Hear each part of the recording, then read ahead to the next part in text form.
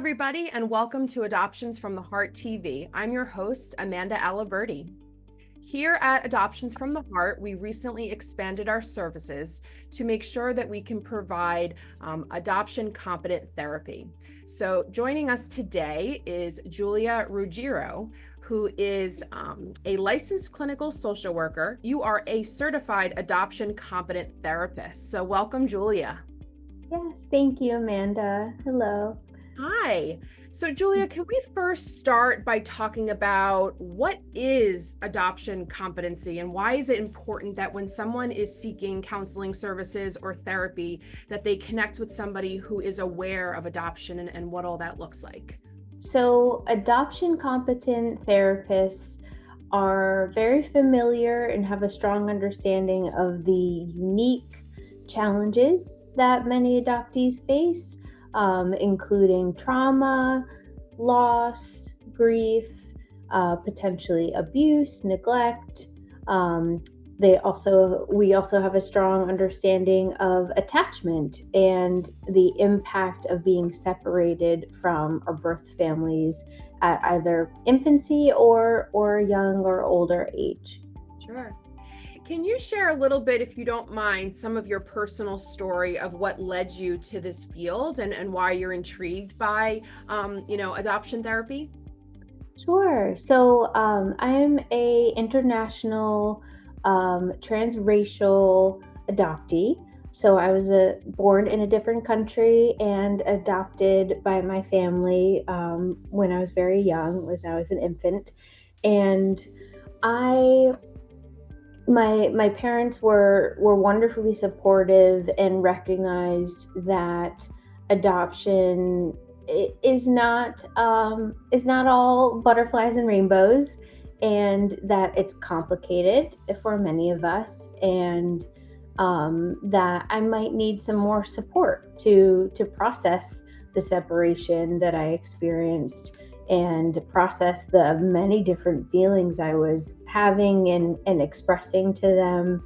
But I noticed even very young that therapists I saw didn't necessarily have a great understanding of what I was going through, and unfortunately sometimes we're even a little dismissive and invalidating. There's a really kind of common perception of adoption in society as rejection, and also as something that adoptees should be just grateful for.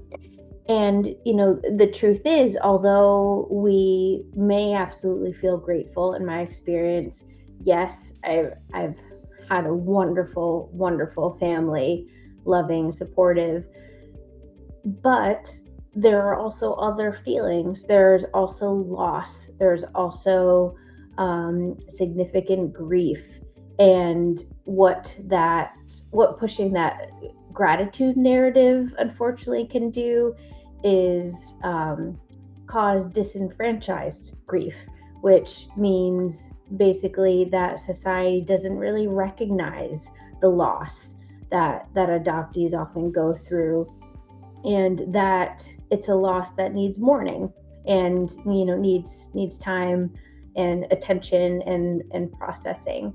So with that said, when I did find a therapist that was adoption competent, I remember just feeling very seen, very understood, very safe and comfortable, and that I could be really authentic, and I didn't have to worry about like guilt or shame or push the fact that I am grateful for the life that I have and the opportunities that I have, having been adopted. And it made such a difference.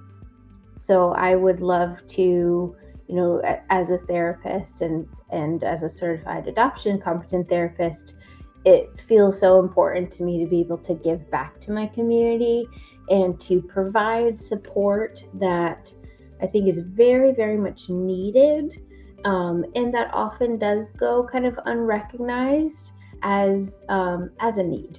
Be some indicators if somebody is struggling and maybe does need to connect with, a therapist that is adoption competent? What would be some of those indicators to show that? There are a lot of different ways that adoption can impact those of us who are adoptees, but also other members of the adoption triad, adoptive families, birth families.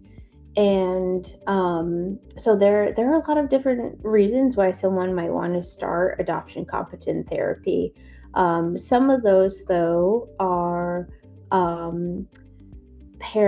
adoptive parents who would like support and help starting the conversation with their children about their being adopted, and discussing and exploring their adoption story with them.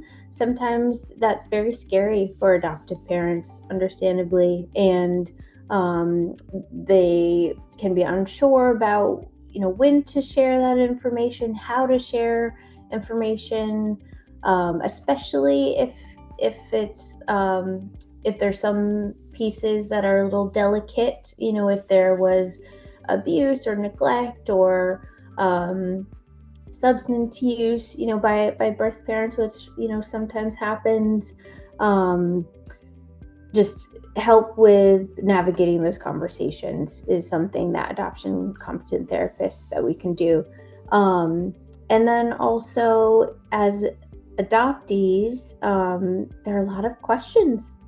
There's a lot of identity exploration that happens, and so just getting support for that time, to have a safe space where you can ask those questions freely and express yourself freely, and have someone who gets it to process with you, can be really helpful. So if you're starting to have more questions about your own adoption experience, and your identity, that's a good time. Also, if you're noticing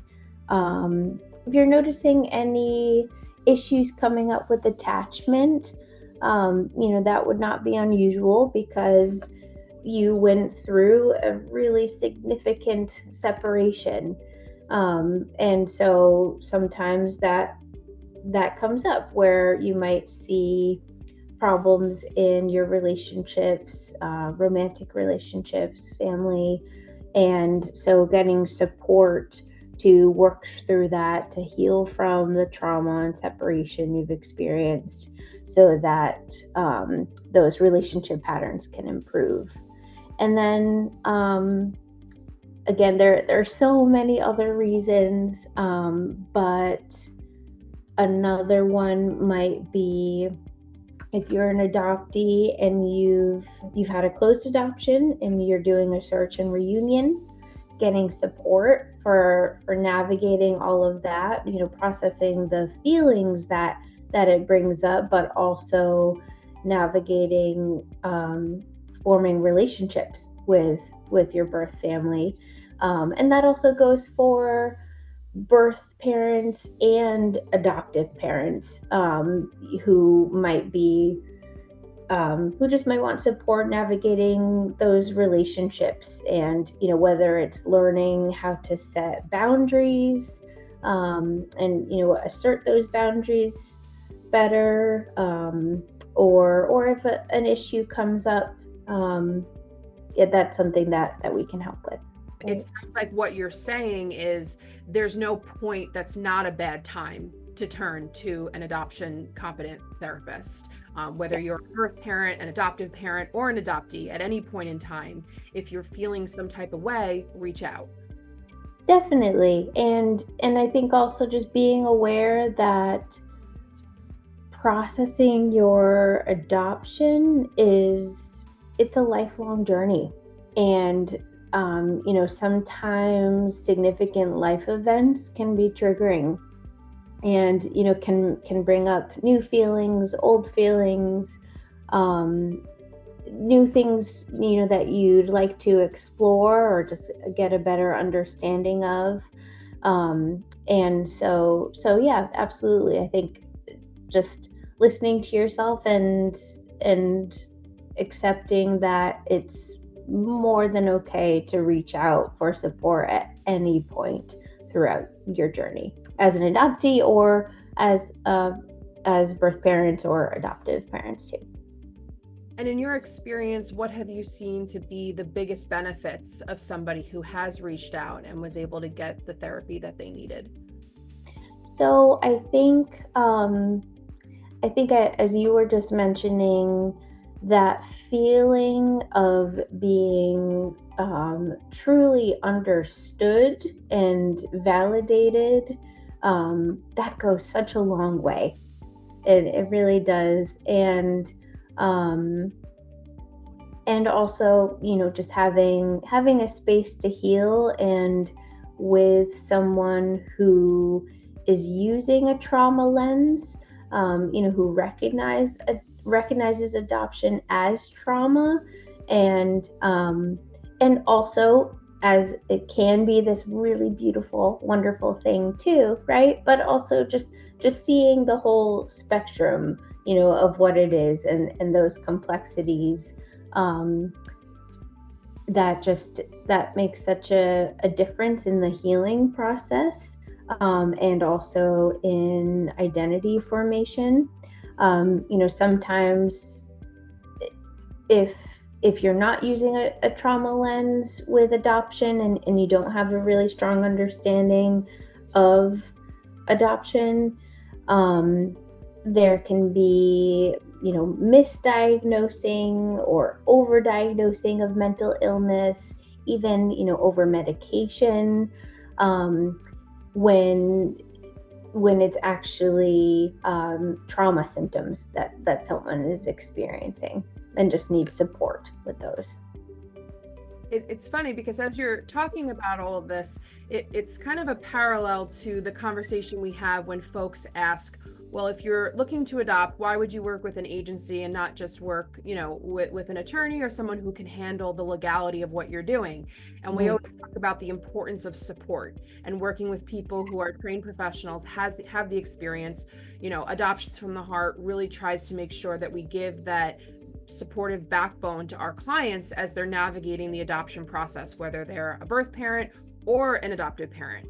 And as you're discussing some of the services involved with adoption competent therapy, I feel like that's just another layer of support, of kind of going into areas that people don't even think about when they're turning to adoption. So it's like trying to make sure you have all your support people and your team behind you. This is just another layer. And I know here at Adoptions from the Heart, we're trying to do better with expanding our services and making sure we target all the areas that we know are important to allowing for an adoption trial to proceed, as wonderful as it can. One of the things that drew me so much to Adoptions from the Heart and makes me so excited to be a part of the team and the efforts is the education piece. I think that Adoptions from the Heart does such a beautiful job of providing really thorough education that is often not addressed, that is often, not even thought about, as you said. Things such as trying to encourage adoptive parents to think about their children's behavior in different ways, by thinking about behavior as communication, as acting out internal feelings that they may be struggling with, and using and actually applying that trauma lens rather than ignoring that piece of it and looking at behavior as as simple as like good and bad, for example. So yeah, that's something. I think that education piece is absolutely part of the support that you're talking about, It makes such a difference for adoptees to have parents who are educated about all these different things. Having this adoption competent therapy is just kind of going to round out the support services, and add that extra layer. Well, and I can tell you as a social worker here at Adoptions from the Heart, knowing that we have the resource of someone like you that we can refer clients to, whether it is, an adult adoptee that calls in and says, hey, I'm 18 and I'm really struggling. I don't know much about my birth family and I just need to talk to somebody, or a birth parent who really is going through it, and to a degree that they really do need therapeutic services beyond just the counseling resources that we provide here at the agency. It'd be wonderful to refer them out to you, that you could provide that one-on-one counseling and support for somebody who has the personal experience of being an international adoptee, and then just all of your years of education and kind of where you're at with your adoption competency. So talk to us about what next steps are if somebody is interested, whether they're an adoptive parent, an adoptee, or a birth parent. How do they connect with you? What are the next steps of them moving forward with this option? So we are working on the website page that will provide even more information than what we talked about today. That should be up, I think, very soon. And from there, you can actually see there's an email, I believe it's therapy@AFTHtv.org. So you can reach us there if you're interested. Even if you're not sure that you want to start adoption competent therapy, maybe you want more information, I would be happy to personally speak with you myself and share more information, and we can kind of have a consultation to discuss if you feel like adoption competent therapy is right for you right now. And you can also call the number. My number will be there on the website, so you can call me directly. And so right now we are offering remote services only for residents of Connecticut. And our services are only self-pay at the moment, but we're working on getting approved to accept Husky insurance, and potentially other insurances in the future. Well, and as we talked about, this is a newer platform that we're developing here at Adoptions from the Heart. So we're kind of at the beginning stages, and we're hopeful we will be able to just keep building on this and open the door for other states to allow for this. But as of right now, as you mentioned, it really is only Connecticut residents that are able to participate in this program.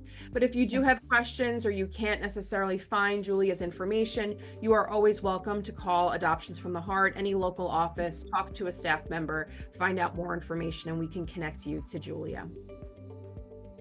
Any other final thoughts, Julia? Anything that you want our community to know about you, the therapy you provide, something that you feel just still is a big misconception, something that you want to just put out there before we end?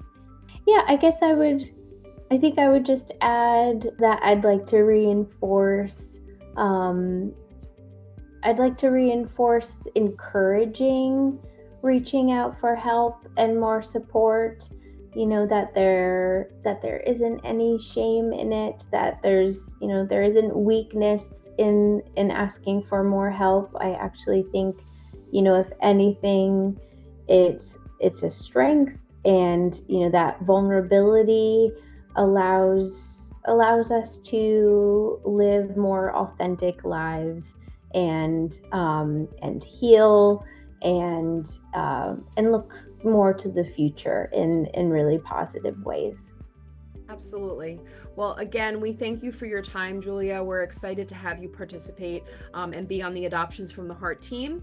If anybody is seeing this and is interested in learning more about the services that Julia provides, please reach out either directly to her on the information that's provided, or you can reach out to a local Adoptions from the Heart office and chat with one of our staff members. Thanks again, Julia, and good luck with this new addition to our supportive services that we provide here at the agency. All right. Thank you so much, Amanda. I appreciate it. Continue to tune in to future episodes.